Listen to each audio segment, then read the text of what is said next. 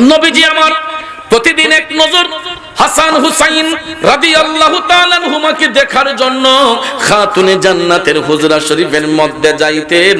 আল্লাহর নবী সাল্লাল্লাহু আলাইহি ওয়াসাল্লাম প্রতিদিনের নিয়ায় খাতুনে জান্নাতের হুজরা শরীফের মধ্যে একদিন যাইয়া দেখতেছেন হাসান হুসাইন হুজরা শরীফের ভিতরে নাই।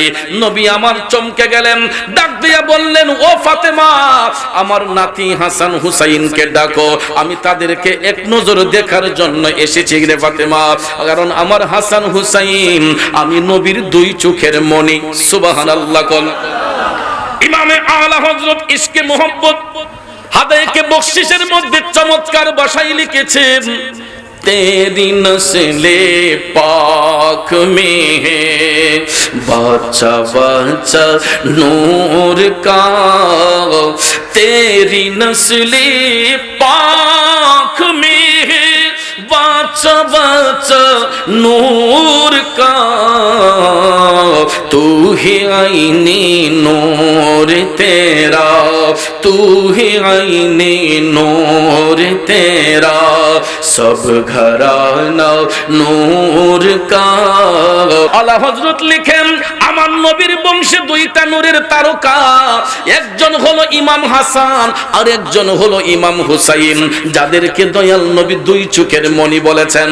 রাসূল বলতেন, আমার একটা চোখের মণি আমার হাসান আর একটা চোখের মণি আমার হুসাইন। ওই চোখে যারা তাকাইলো তারা যেন আমি নবীর নূর মুবারকে তাকাইলো। জোরে কন্যা সুবহানাল্লাহ।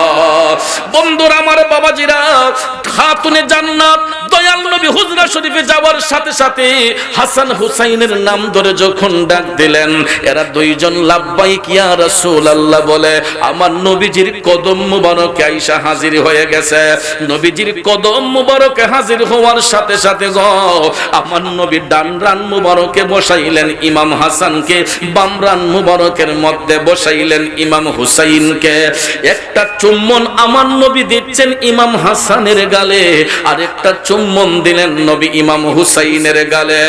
আমার নবীজি নাতিদেরকে চুম্বন দিতে দিতে গো হঠাৎ করে ইমাম হুসাইনকে জড়াইয়া ধইরা নবীজির চোখের পানি মোবারক টপ টপ করে ঝরতে লাগলো।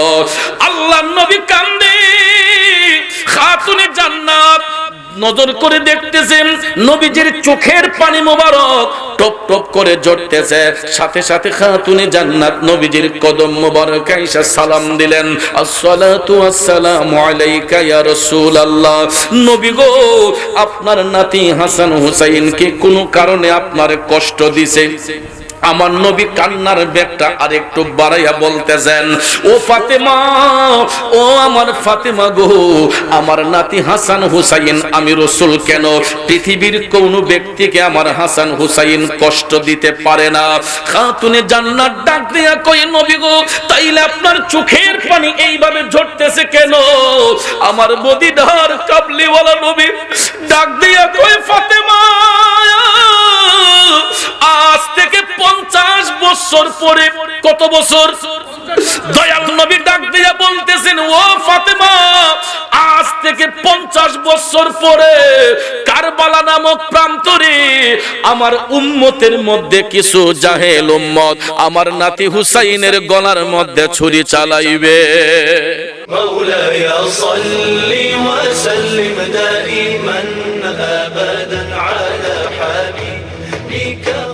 আজকের এই মাহফিল পবিত্র ঈদে মিলাদুন নবী সাল্লাল্লাহু আলাইহি ওয়াসাল্লাম উপলক্ষে ও শুহাদায়ে কারবালার স্মরণের মাহফিল বাজানো হতে পারে। আজকের এই মাহফিল আমার আপনার কারো জীবনের শেষ মাহফিল। কথা বলেন ঠিক কিনা?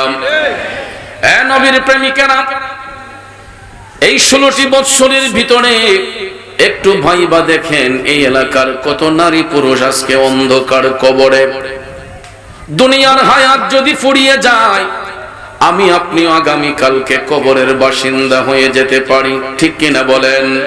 কারণ বাজান, সব কিছুর গ্যারান্টি দেওয়া যায়, মৃত্যুর গ্যারান্টি পৃথিবীর কোন মুফতি সাহেব, মুহাদ্দিস সাহেব দিতে পারবে না। মৃত্যুর ডাক যখন যার সামনে আসবে, একটা সেকেন্ডের অনুমতি কাউকে দেয়া হবে না।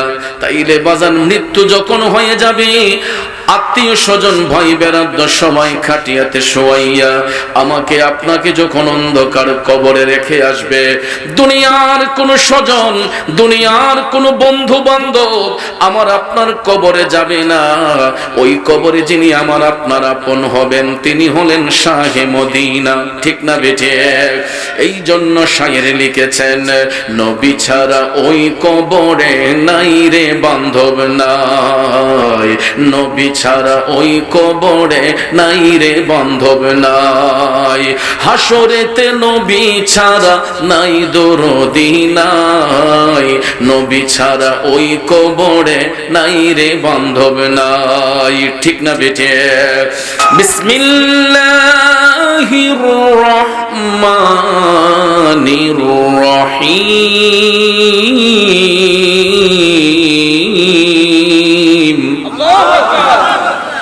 إنما يريد الله ليذهب عنكم الرجس أهل البيت ويطهركم تطهيرا صدق الله العظيم وصدق رسوله النبي الحبيب الكريم ونحن على ذلك من الشاهدين والشاكرين والحمد لله رب العالمين ربي صل وسلم وبارك عليه হে হুসাইন নবীজির আওলাদ সালাম জানাই মোরা তোমায়, হে হুসাইন নবীজির আওলাদ সালাম জানাই মোরা তোমায়। জানি না কেমন করে ছিলেন নবী সোনার মদিনায়, জানি না কেমন করে ছিলেন নবী সোনার মদিনায়, কিভাবে সেই গোলাতে এ জিদের দল তলোয়ার চালায়, হে হুসাইন নবীজির আওলাদ সালাম জানাই মোরা তোমায়, সালাম জানাই মোরা তোমায়। রাত গভীর, লম্বা চড়ার সময় নষ্ট করব না। আল্লাহ রাব্বুল আলামিন ঘোষণা করে বলতেছেন, বিসমিল্লাহির রহমানির রহিম। ইন্নামা ইউরিদুল্লাহু লিইয়ুযহিবা আনকুমুর রিজসা আহলাল বাইতি ওয়া ইউতাহহিরাকুম তাতহীরা। উচ্চস্বরে বলুন আল্লাহু আকবার। সম্মানিত হাজিরিন, আল্লাহ রাব্বুল আলামিন ঘোষণা দিয়ে বলতেছেন, হে আহলে বায়াত, নিশ্চয়ই আল্লাহ রাব্বুল আলামিন চান তোমাদেরকে সম্পূর্ণরূপে পুত পবিত্র রাখতে এবং সমস্ত পাপ রাশি থেকে মুক্ত রাখতে। জোরে বলুন, ঘোষণা দিয়েছেন কে? বাবাজিরা আমার, বন্ধুরা আমার, এই হলো আয়াতে পাকের সরল তর্জমা। আসুন এবার বিস্তারিত ব্যাখ্যার দিকে চলে যাই। জগৎ বিখ্যাত তাফসীর, তাফসীর রুহুল বয়ান, এই আয়াতে পাকের তাফসীর করতে যাইয়া সর্বপ্রথম এর শান নুজুল বর্ণনা করা হয়েছে। এই আয়াতে পাক কখন কোন সময় অবতীর্ণ করা হয়েছিল। হাজিরিন, তাফসীর রুহুল বয়ান এই আয়াতে পাকের শান নুজুল বর্ণনা করতে যাইয়া নকল করে বলতেছেন, যখন এই আয়াতে পাক অবতীর্ণ করা হয়েছিল, আল্লাহর হাবিব সাল্লাল্লাহু আলাইহি ওয়াসাল্লাম তখন আম্মাজান উম্মে সালমা রাদিয়াল্লাহু তাআলা আনহার হুজরা শরীফের মধ্যে অবস্থান করেছিলেন। বন্ধু, আমার মদিনার কামলিওয়ালা নবী, মায়ার নবী, দয়ার নবীর 11 জন বিবি ছিলেন, যাদেরকে বলা হয় উম্মাহাতুল মুমিনিন, যিনারা হচ্ছেন মুমিনদের মা। ঠিক না বেটে? এই 11 জন বিবির মধ্যে অন্যতম একজন ছিলেন আম্মাজান উম্মে সালমা রাদিয়াল্লাহু তাআলা আনহা। যখন এই আয়াতে পাক অবতীর্ণ করা হয়, আম্মাজান উম্মে সালমা রাদিয়াল্লাহু তাআলা আনহা বলেছেন যে রাসূল সহ 7 জন আমার হুজরাতে উপস্থিত ছিলেন। এই 7 জনের প্রথম যিনি ছিলেন উনি হচ্ছেন আল্লাহর হাবিব রাহমাতাল লিল আলামিন নবী মুহাম্মদুর রাসূলুল্লাহ সাল্লাল্লাহু আলাইহি ওয়াসাল্লাম। তারপরে যিনি ছিলেন উনি হচ্ছেন আল্লাহর ফেরেশতা জিবরাইল আলাইহিস সালাম। তারপরে যিনি ছিলেন হযরতে মিকাইল আলাইহিস সালাম। এরপরে যিনি ছিলেন মুশকিল কুশা শেরে খুদা হযরতে মাওলানা আলী কাররামাল্লাহু ওয়াজহাহু। তারপরে ছিলেন আম্মা জান খাতুনে জান্নাত ফাতেমাতুজ জাহরা রাদিয়াল্লাহু তাআলা আনহা। এরপরে যিনি ছিলেন উনি হচ্ছেন ইমামে মকাম হযরতে ইমাম হাসান রাদিয়াল্লাহু তাআলা আনহু। তারপরে যিনি ছিলেন নবীজির কলিজার টুকরা নাতি ইমামে মকাম হযরতে হুসাইন রাদিয়াল্লাহু তাআলা আনহু। এই 7 জন উপস্থিত ছিলেন যখন আল্লাহ তাআলা এই আয়াতে পাক অবতীর্ণ করেন। আম্মা জান উম্মে সালমা রাদিয়াল্লাহু তাআলা আনহা বুক ভরা আনন্দ নিয়া যখন আয়াতে পাক অবতীর্ণ করা হয়েছে, তখন তিনি মুস্কি মুস্কি হাসি দিয়ে দয়াল নবীর কদম মোবারকে সালাম আরজ করলেন, ইয়া রাসূলুল্লাহ, নবী গো, আমি উম্মে সালমা জানতে চাই আমি কি আপনার আহলে বায়াতের অন্তর্ভুক্ত? দয়াল নবী মায়ার নবী ডাক দিয়া কই, উম্মে সালমা, তুমি আমার স্ত্রী, এটা সত্য। আল্লাহ রাব্বুল আলামিন তোমাকে জান্নাতের শুভ সংবাদ দিয়েছেন, এটাও সত্য। কিন্তু উম্মে সালমা রে, তুমি আমার আহলে বায়াতের অন্তর্ভুক্ত নও। চিন্তা করে দেখেন আমার ভাইয়েরা, নবীজির স্ত্রী, মুমিনদের মা, যিনি দয়াল নবীর সঙ্গে সংসার জীবন করেছেন, এরপর দয়াল নবী বলতেছেন, উম্মে সালমা, তোমাকে আল্লাহ জান্নাতের শুভ সংবাদ দিয়েছেন, এটা সত্য, কিন্তু তুমি আমার আহলে বায়াতের অন্তর্ভুক্ত নও। তখন আম্মা জান উম্মে সালমা রাদিয়াল্লাহু তাআলা আনহা দয়াল নবীর কদম মোবারকে আরজ করলেন, নবী গো, ইয়া রাসূলুল্লাহ, তাইলে কারা আপনার আহলে বায়াত? হাজিরিন, তাফসিরে রুহুল বয়ান প্রমাণ করে নবীজির শরীর মোবারকের মধ্যে তখন কালো রঙের একটা চাদর মোবারক আবৃত করা ছিল। দয়াল নবী আমার শেরে খুদা মাওলানা আলী রাদিয়াল্লাহু তাআলা আনহুকে টান দিয়ে কাছে বসালেন, খাতুনে জান্নাত কে পাশে বসালেন, হযরতে ইমাম হাসান রাদিয়াল্লাহু তাআলা আনহুকে একরানে বসালেন, হযরতে ইমাম হুসাইন রাদিয়াল্লাহু তাআলা আনহুকে একরানে বসাইলেন। এই 4 জনকে রাসূল এই কালো রঙের চাদর মুবারক আবৃত কইরা দয়াল নবী বলতেছেন, উম্মে সালমা, ও উপস্থিত যারা আছো সবাই শুনো। দয়াল নবী ডাক দিয়া বলতেছে, উম্মে সালমা, এরাই হলো আমি রাসূলের আহলে বায়াত, যাদের পবিত্রতা স্বয়ং রাব্বুল আলামিন বর্ণনা করেছেন। জোরে জোরে কন্না আল্লাহু আকবার। বন্ধুরা আমার, বাবাজিরা, এই চাদর মুবারকের মধ্যে ছিলেন 4 জন, মুশকিল কুশা শেরে খুদা মাওলানা আলী, আম্মা জান খাতুনে জান্নাত মা ফাতেমাতুজ জাহরা, হযরতে ইমাম হাসান, হযরতে ইমাম হুসাইন রাদিয়াল্লাহু তাআলা আনহুমা। এই 4 জন ছিলেন এই চাদর মুবারকে আবৃত। দয়াল নবী তখন ডাক দিয়া বললেন, উম্মে সালমা, এরাই হলো আমি রাসূলের আহলে বায়াত। যখন দয়াল নবী এটা স্বীকৃতি দিলেন, আম্মা জান উম্মে সালমা রাদিয়াল্লাহু তাআলা আনহা পরবর্তীতে বলেছেন, খোদার কসম খেয়ে তিনি বলতেছেন, আমি দেখেছি একটানা 6 মাস এই আয়াতে পাক অবতীর্ণ হওয়ার পরে একটানা 6 মাস মদিনার কামলিওয়ালা নবী প্রতিদিন হাসান হুসাইনের বাড়িতে যাইয়া মওলা আলীর হুজরা শরীফের কাছে যাইয়া দয়াল নবী নিজে গিয়া বলতেন, ও আহলে বায়াত, তোমাদের উপর দুরূদ ও সালাম। বন্ধুরা আমার, বাবাজিরা, এমন নবী গিয়ে বলতেছেন তোমাদের উপর দুরুদ সালাম, ওই নবীর উপর স্বয়ং রাব্বুল আলামিন দুরুদ বেজেছেন। আল্লাহ ফেরেশতাদেরকে আদেশ করেছেন, আল্লাহ পৃথিবীর সমস্ত ইমামদারদেরকে আদেশ করেছেন নবীর উপর দুরুদ সালাম পড়ার জন্য। আর সেই দয়াল নবী নিজে যাইয়া একটানা 6 মাস আহলে বায়াতের সম্মানে দয়াল নবী বলেছেন, হে আহলে বায়াত তোমাদের উপর দুরুদ ও সালাম, জোরে জোরে কন্যা সুবহানাল্লাহ। এই জন্য ভাইয়ার আমার, বন্ধুরা আমার, মোহব্বত কি জিনিস আমরা তো শিখেছি দয়াল নবীর কাছ থেকে। আজকে দেখবেন নানার বাড়িতে নাতিরা যখন বেড়াতে আসে, একজন নানার কাছে নাতির আদর কতটুকু। ছোট্ট ছোট্ট নাতিগুলাকে নানা কান্দে নিয়ে বাজারের মধ্যে যায়, দোকানের মধ্যে যায়, কেউ জিজ্ঞেস যদি করে অমুক ভাই এটাকে, কয় আমার মেয়ের ঘরে নাতি, আমার মেয়ের ঘরে নাতি।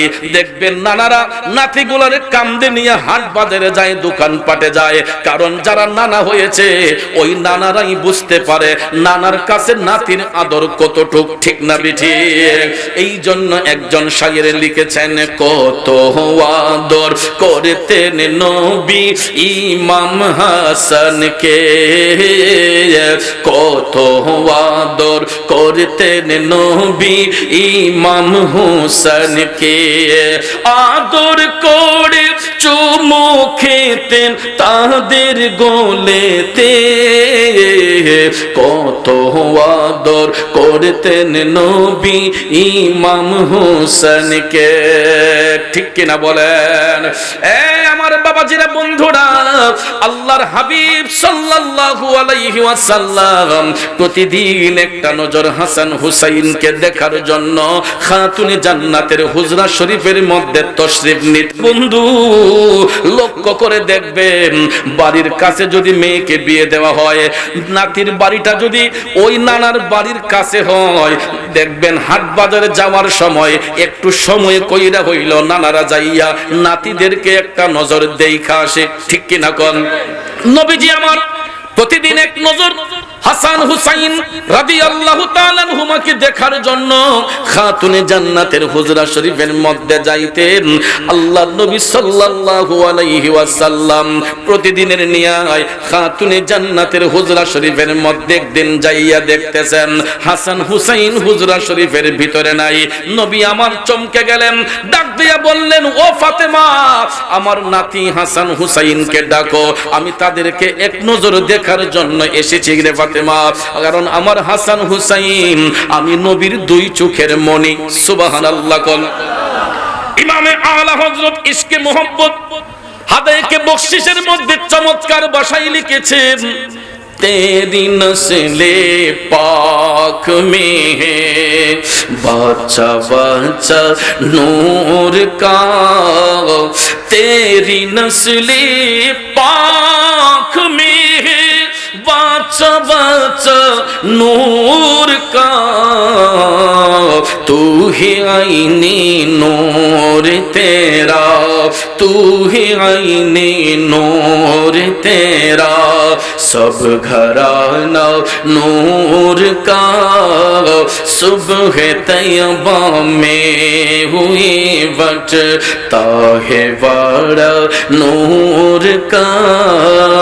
চিৎকার মেরে বলেন আল্লাহু আকবার।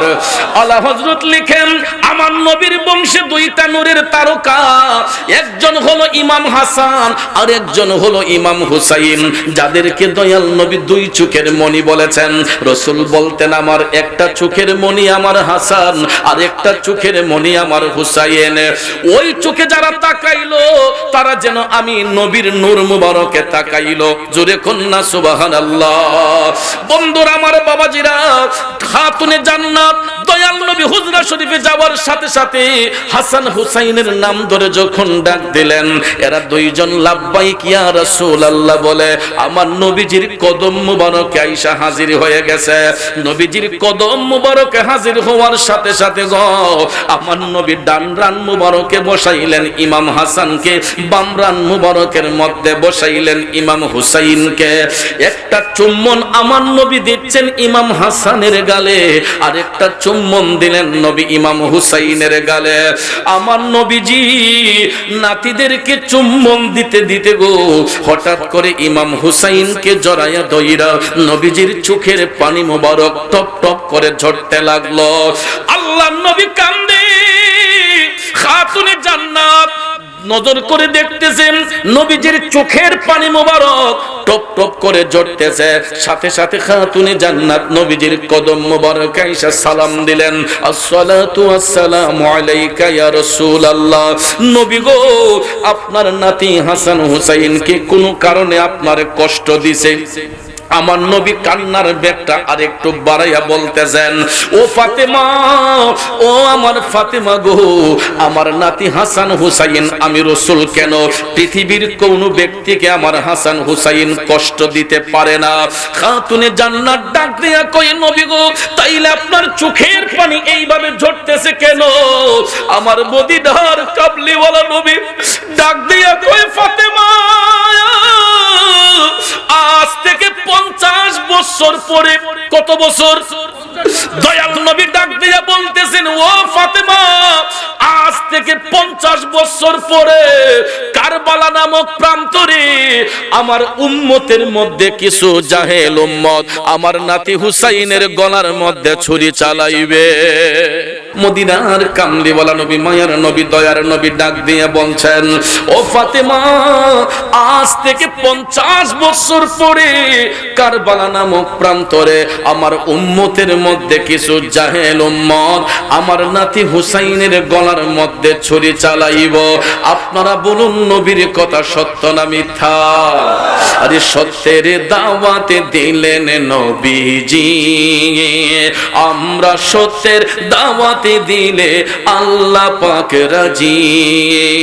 আল্লাহকে রাজি করে সঠিক প্রেমিক হও, নবী তুমি আমার হয়ে যাও, নবী তুমি আমার হয়ে যাও।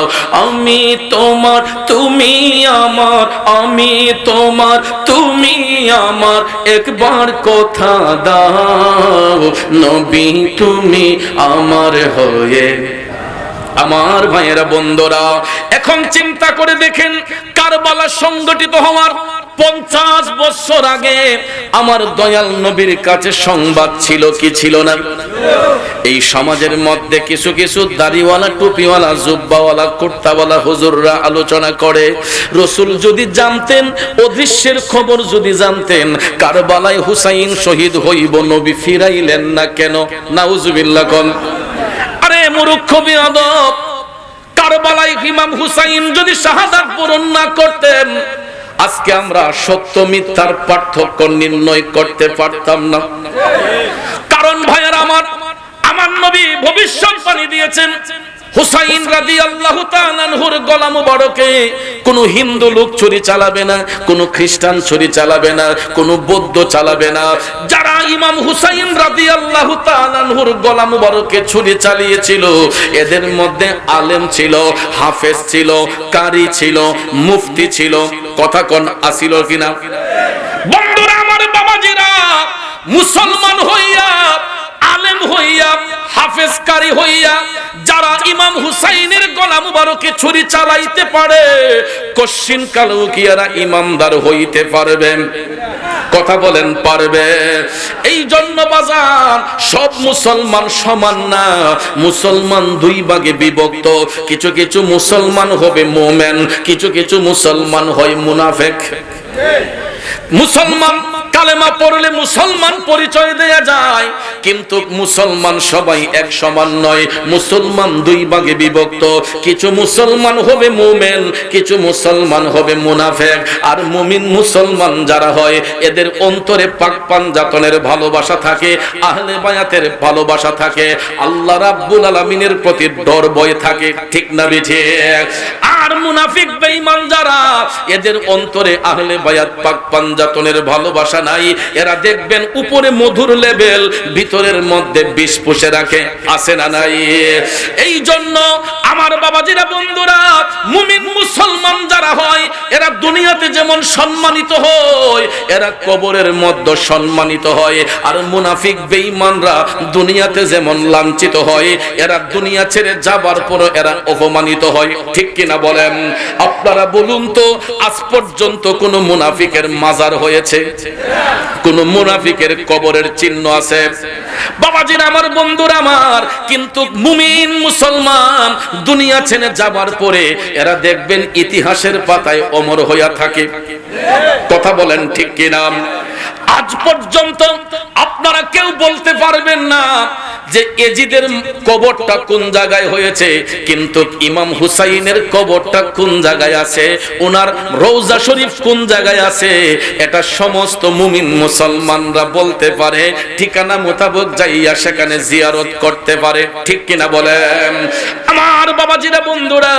তাইলে বলুন, আমরা মুমিন হতে চাই কি চাই না? জোরে বলেন, চাই কি চাই না? মুমিন যদি বলতে হয় তাইলে আহলে বায়াত পাক পাঞ্জাতনের ভালোবাসা অন্তরে রাখতে হবে। কারণ রাসূল বলেছেন, যারা আমার আহলে বায়াতকে ভালোবাসলো তারা আমি রাসূলকে ভালোবাসলো। যারা আমার আহলে বায়াতের বিরোধিতা করলো তারা আমি নবীর সাথে বিরোধিতা করলো। তাইলে আহলে বায়াতের শত্রু আল্লাহ রাসূলের শত্রু, আহলে বায়াতের শত্রু মুমিনদের শত্রু। ঠিক না বেঠিক? আর আহলে বায়াতের বন্ধু আল্লাহর বন্ধু, আহলে বায়াতের বন্ধু দয়াল নবীর বন্ধু, আহলে বায়াতের বন্ধু মুমিনদের বন্ধু। ঠিক না বেঠিক? বন্ধুরে,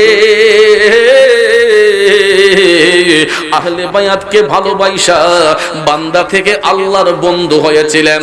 উনি একজন ব্যক্তি ছিলেন, ওনার নামটা আপনারা সবাই জানেন, যিনি বাগদাদ শরীফের মধ্যে জন্মগ্রহণ করেছিলেন। এই আল্লাহর মহান ওলির নাম হচ্ছে হযরতে জুনাইদ বাগদাদী রহমাতুল্লাহ আলাইহি। ওনার জীবন ইতিহাস পড়ে দেখবেন উনি এত বড় কোনো পাণ্ডিত্যের অধিকারী ছিলেন না, কিন্তু একটা গুণ ছিল ওনার মধ্যে। এই জুনাইদ বাগদাদী উনি আওলাদে রাসূলকে ভালোবাসতেন, আহলে বায়াতকে ভালোবাসতেন।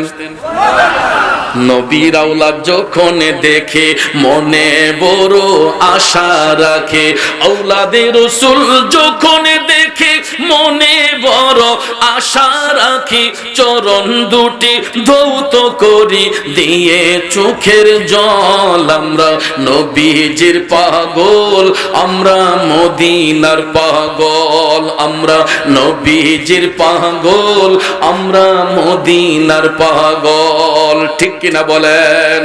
আরে মদিনারি ধুলবালি মোর, মদিনারি ধুলবালি মোর, মদিনারি ধুলবালি মোর, নয়নের কাজল। আমরা নবীজির পাগল, আমরা মদি সকল ব্যথা। ঠিক কিনা? শুনিলে মদিনার কথা ভুলতে পারি সকল ব্যথা, বুকের ভেতর ভেসে ওঠে মন আনন্দের ঢল। আমরা নবীজির পাগল, আমরা মদিনার পাগল। কষ্ট হচ্ছে আমার বাজানরা, জগতের বন্ধুরা রে, ও মুরব্বী বাবাজিরা, আমার সম্মানিত মা বোনরা যারা শুনছেন গো, আহলে বায়াতকে ভালোবাসা জুনাইদ বাগদাদী কেমনে আল্লাহর ওলি হইলেন, আসুন সামনে যাই। আগেকার যুগে রাজা বাদশার দরবারে কুস্তি খেলা হইতো, যারা কুস্তিতে জয়ী হইতো তাদেরকে মোটা অঙ্কের পুরস্কার প্রদান করা হইতো। ঠিক কিনা বলেন? এখনো দেখবেন আমাদের দেশে ক্রিকেট খেলা, ফুটবল খেলা, এগুলার পুরস্কার দেখবেন অনেক বড় ধরনের হয়। ঠিক না ঠিক?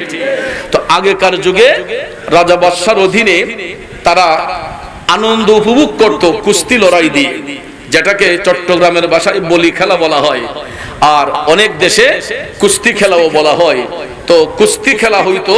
জুনাইদ বাগদাদী উনি বাদশার, বাগদাদের যেই বাদশার অধীনে কাজ করতেন, ওনার দায়িত্ব ছিল কুস্তি লইয়া জয়লাভ করা।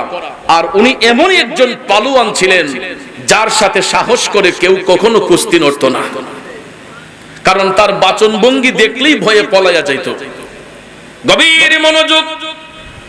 আহলে বায়াতকে ভালোবাসলে কেমন আল্লাহ ইজ্জত দান করে।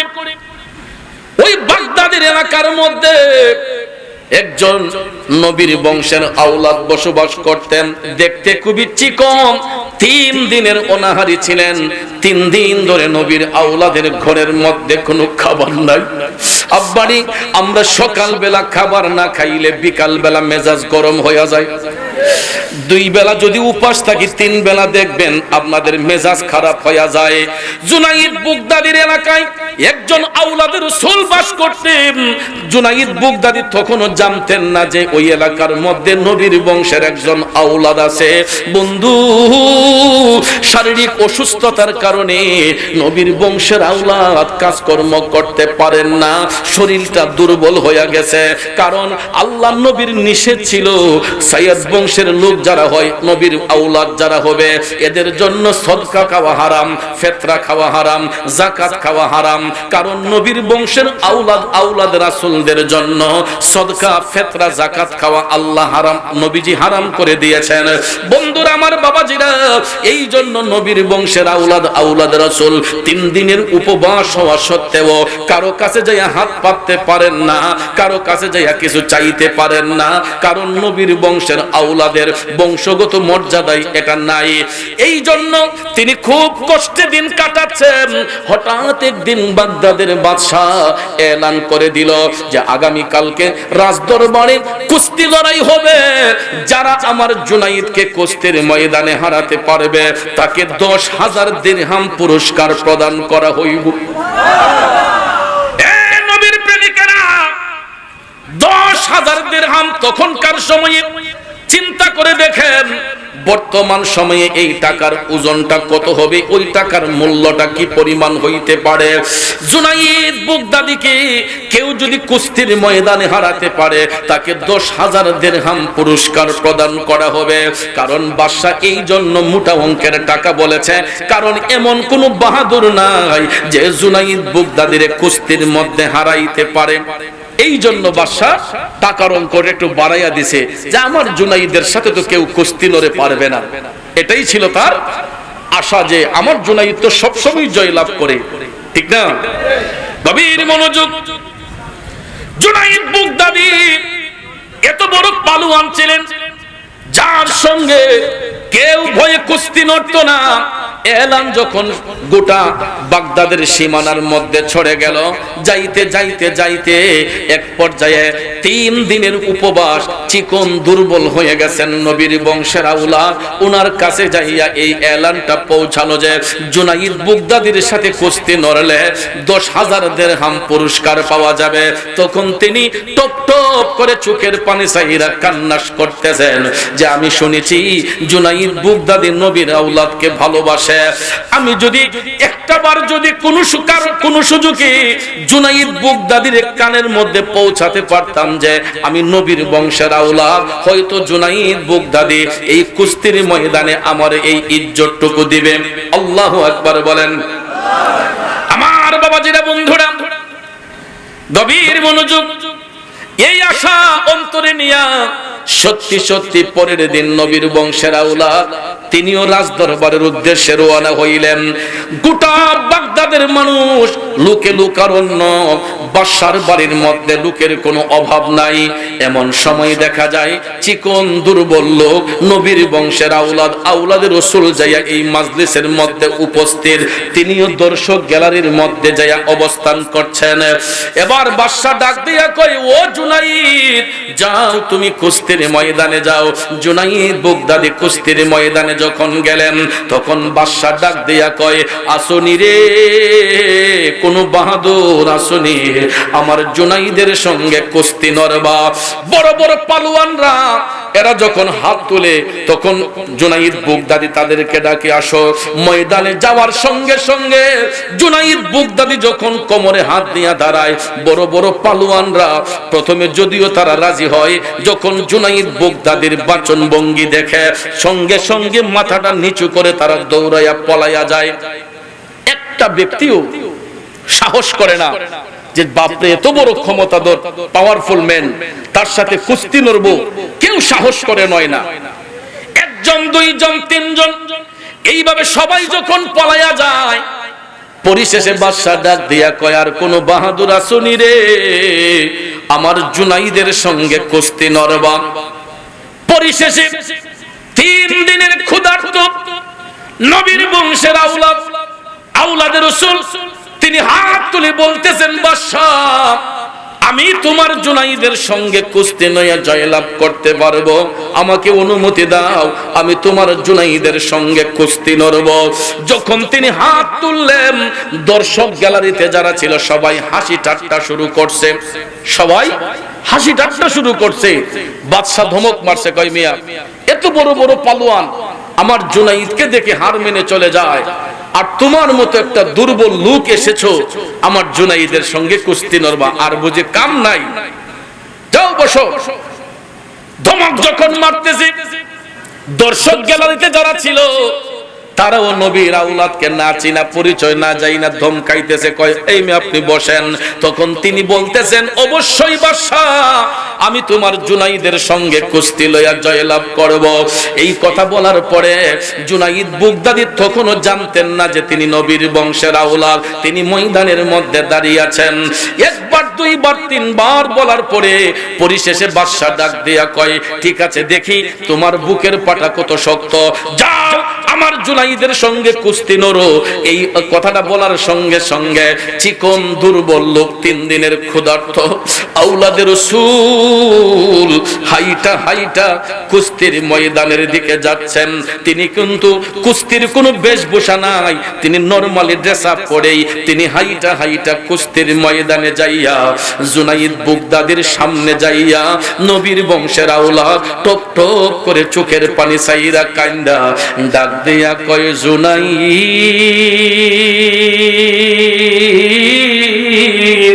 ও জুনাইদ, তুমি কেমনে ভাবলা আমার মতো একটা দুর্বল লোক তোমার সাথে কুস্তি লড়বে? ওরে জুনাইদ, তুমি কেমনে ভাবলা এত বড় বড় পালোয়ান যেখানে হার মানে, আমার মতো একটা দুর্বল লোক আমি কেমনে তোমার সঙ্গে কুস্তি লইয়া জয়লাভ করব? আমি তোমার সঙ্গে কুস্তি লড়তে আসি নাই জুনাইদ, আমি শুধু একটা মেসেজ তোমার কানে দিতে এসেছি। আমি শুনেছি তুমি নবীর আওলাদকে ভালোবাসো, তুমি আহলে বায়াতের প্রেমিক। এ জুনাইদ, সত্যি যদি তুমি নবীর আওলাদকে ভালোবাসো, আহলে বায়াতকে যদি সম্মান দিয়ে থাকো, তাইলে শুনো জুনাইদ, আমি একজন নবীর বংশের আওলাদ, আওলাদের রাসূল। জুনাইদ রে, আমার জন্য ভিক্ষা করা হারাম, সদকা খাওয়া হারাম। ও জুনাইদ, যাকাত খাওয়া আমার জন্য হারাম। এই জন্য আমি কারো দরবারে গিয়ে হাত পাততে পারি না। দেখ জুনাইদ, আজকে 3 দিন ধরে আমার ঘরের মধ্যে কোনো খাবার নাই, আমি আমার পরিবার পরিজন নিয়ে খুব কষ্টে দিন কাটাচ্ছে। আমি শুনেছি তোমার সাথে কুস্তি লইয়া জয়লাভ করলে 10,000 দিরহাম পাওয়া যাবে। যদি আজকের এই ময়দানে তুমি আমাকে একটু ইজ্জত দাও, রোজ হাসরের ময়দানে আমি নবীর আওলাদ হইয়া তোমাকে কথা দিচ্ছি, আমি দয়াল নবীর সামনে তোমার জন্য সুপারিশ করব। এই কথাটা শোনার সঙ্গে সঙ্গে জুনাইদ বুগদাদি কোমর থেকে হাতটা নামাইয়া এবার করজোরে নত হইয়া জুনাইদ বলতেছে, হুজুর, আপনি যদি নবীর বংশের আওলাদ হইয়া থাকেন, তাইলে আপনি ভাবলেন কেমনে যে আমি আপনার সঙ্গে বিয়াদবি করব? আমি কুস্তি লইয়া আপনার সাথে বিয়াদবি করতে চাই না। হুজুর, আপনি 10,000 দিরহাম এমনিতেই নিয়ে যান, আমার কুস্তি লড়া লাগবে না, আপনি এমনিতেই নিয়ে যান। আওলাদের রাসূল তখন ডাক দেয়া কয়, জুনাইদ, এটা তো দর্শক গ্যালারির কেউ বুঝবে না, আর যদি আমার সঙ্গে কোন কুস্তির ভান না ধরো, তাইলে বাদশাও তো আমারে পুরস্কার দিবে না। ঠিক না ঠিক? যে যদি তুমি এমনিতে চলে যাও, তাহলে তো বাদশা আমাকে পুরস্কার দিবে না। তা আমি তোমাকে অনুমতি দিচ্ছি, তুমি আমাকে জড়াইয়া ধরো, কুস্তির ভান করো।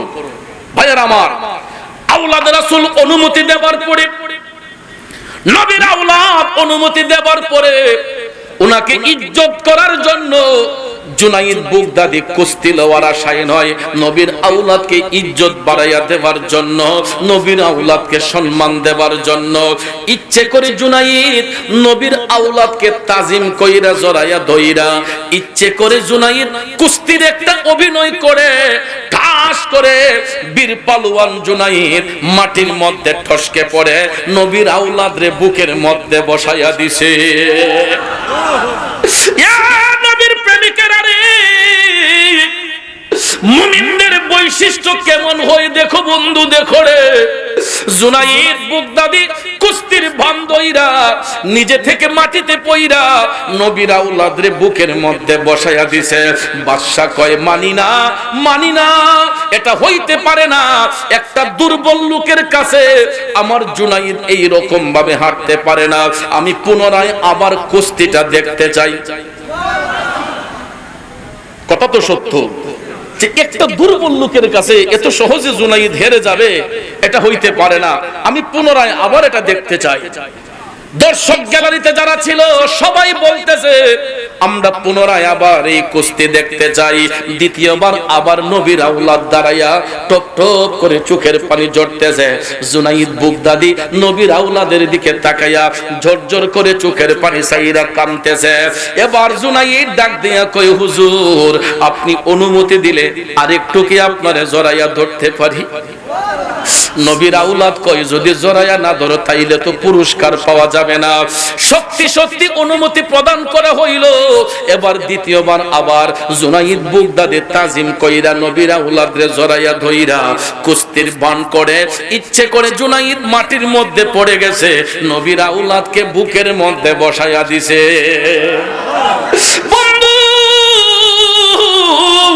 এবার তো বাদশার আর কোনো জবান নাই। একবার জুনাইদ হেরেছে, দ্বিতীয়বার তো হারার কথা নয়। এখন তো পুরস্কার দিতে বাধ্য, ঠিক না ঠিক? এবার তো পুরস্কার দিতে বাধ্য। সত্যি সত্যি দেখা যায় জুনাইদ বুগদাদি কুস্তির ময়দানে নিজে থেকে হেরে গিয়া নবীর আওলাদদের জিতাইয়া দিছে। 10,000 দিরহাম পুরস্কার এখন তো নবীর আওলাদের হাতে দিতেই হবে, ঠিক না বিঠে? সত্যি সত্যি বাদশা 10,000 দিরহাম পুরস্কার দিয়া আওলাদের রাসূল বলতেছেন, জুনাইদ তোমার এই কথা আমার সব সময় মনে থাকবে। জুনাইদ তোমার এই ঋণ আমি কখনো ভুলতে পারবো না। আমি মন থেকে তোমার জন্য দোয়া করি, আল্লাহ তোমাকে অনেক উঁচু মাকাম দান করো। এই কথা বইলা নবীর আওলাদ 10,000 দিরহাম পুরস্কার গ্রহণ কইরা তিনি ওনার বাড়িতে যাইয়া পরিবার পরিজন নিয়ে চলাফেরা করতেছেন। ওইদিকে কুস্তির ময়দান থেকে জুনাইদ বুগদাদি যখন বাদশার ঘরের ভিতরে যাবে, বাদশা ডাক দিয়া কয়, জুনাইদ যেখানে দাঁড়িয়ে আছো সেখানেই থাকো, একটা কদম আর আমার দরবারের ভিতরে তুমি ঢুকবা না। তুমি আমার মান সম্মান সব ধুলাই মিশাইয়া দিছো। তোমার মতো এত বড় পালোয়ান একটা চিকন লোকের কাছে হাইরা তুমি আমার মান সম্মান সব ধুলাই মিশে দিছো। যাও, এই মুহূর্তে তুমি আমার দরবার ছেড়ে চলে যাও। জুনাইদ বুগদাদিকে অপমান কইরা বাদশা ঘর থেকে বের করে দিয়েছে, দরবার থেকে বের করে দিয়েছে। আপনারা বলুন কোনো অসুবিধা আছে? দুনিয়ার বাদশা যদি অপমান করে, জুনাইদ বুগদাদি তো এমন একজন বাদশার কাছে সম্মানিত হয়েছেন যিনি হলেন বাদশার বাদশা। এই জন্য শায়ের বলেছেন, মুহাম্মদ মুস্তাফা নবী সাল্লাল্লাহু আলাইহি, তিনি বাদশার বাদশাহ কামলি ওয়ালা, তিনি বাদশার বাদশাহ মদিনা ওয়ালা। মুহাম্মদ মুস্তাফা নবী সাল্লাল্লাহু আলাইহি, তিনি বাদশার বাদশাহ কামলি ওয়ালা, তিনি বাদশাহ বাদশাহ কামলি ওয়ালা, ঠিক না বেঠে? আমার যুবক বন্ধুরা, ও মুরব্বী বাবাজিরা, দুনিয়ার বাদশা অপমান করলে কি হবে? জুনাইদ বুগদাদি এই অপমান নিয়া তিনি বাদশার দরবার থেকে বের হইয়া ওনার জন্ম ভিটায় যখন চলে গেলেন, সেখানে যাইয়া জুনাইদ বুগদাদি সারাদিন পার করে রাতের বেলা যখন জুনাইদ বুগদাদি ঘুমের ঘরে গেছে রে, নিশি রাইতে জুনাইদ স্বপ্নে দেখে আমার মদিনার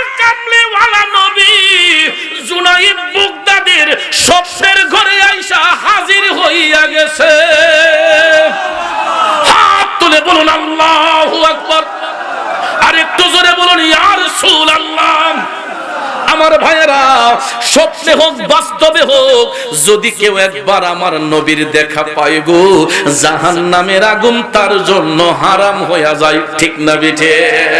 আরো জোরে কোন ঠিক কিনা?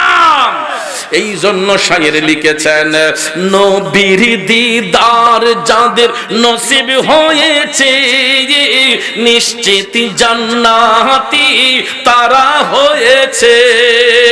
পরকালে তাদের কোনো ভয় নাই, ইচ্ছে জাগে চুমু খেতে সোনালি রোজায়, ইচ্ছে জাগে চুমু খেতে নোরানি রোজায়।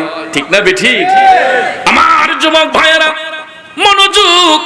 জুনাইদ বাগদাদী আমার নবীর দিদার নসিব করলেন। এবার জুনাইদ বাগদাদী স্বপ্নের ঘটনা বলতে যাইয়া লিখতেছেন, দয়াল নবী ডাক দেয়া কয়, জুনাইদ তুমি আমার আওলাদকে ইজ্জত করেছ, সম্মান দিয়েছ, এই জন্য আমি রাসূল এসেছি তোমাকে ইজ্জত দেবার জন্য। এ জুনাইদ তুমি আমার আওলাদকে সম্মান দিয়েছ, যার ফলে আমি এসেছি তোমাকে ইজ্জত করার জন্য। বলো জুনাইদ তুমি কি চাও? জুনাইদ বাগদাদী ডাক দিয়া কয়, নবী গো, আমি এই জন্য আপনি নবীর গোলামি করি, আহলে বায়াতকে এই কারণে আমি ভালোবাসি, নবীর আওলাদকে এই জন্য শ্রদ্ধা করি, শুধু আপনি নবীর দিদার পাবার জন্য। ইয়া রাসূলুল্লাহ, নবী গো, আজকে আমি ধন্য, আপনি নবীর দিদার পেয়েছি, এটাই আমার জন্য যথেষ্ট। আমার মদিনার কামলিওয়ালা নবী কয়, না জুনাইদ কিছু একটা চাও। ও জুনাইদ কিছু একটা চাও। আপনারা বলেন, জুনাইদ যদি বলতেন, ইয়া রাসূলুল্লাহ বাগদাদের বাদশাহীটা আমারে দিয়া দেন, আমার নবী দিয়ে দিতে পারতেন কিনা? কারণ বন্টনের দায়িত্ব যেহেতু আল্লাহ রাসূলের কাছে দিয়েছেন, নবীজি ইচ্ছে করলে জুনাইদ বাগদাদীকে বাগদাদের বাদশা বানিয়ে দিতে পারেন কি পারেন না? কিন্তু মুমিন ব্যক্তি যারা হয়, এরা কখন আমার নবীর কদম মোবারকে চুম্বন দিলেন, দেওয়ার সাথে সাথে তিনি স্বপ্ন থেকে জাগ্রত হয়ে গেলেন। এখন ওনার স্বপ্নের সত্যতাটা কি? সত্যতা হলো, যখন তিনি স্বপ্ন থেকে জাগ্রত হয়েছেন, সারাদিন ওনার চেহারা মলিন ছিল, কিন্তু নবীর দিদার পাবার সাথে সাথে জুনাইদ বাগদাদীর চেহারাটা নূরান্বিত হয়ে গেছে। কারণ চুমু দিয়েছেন কার কদম মুবারকে?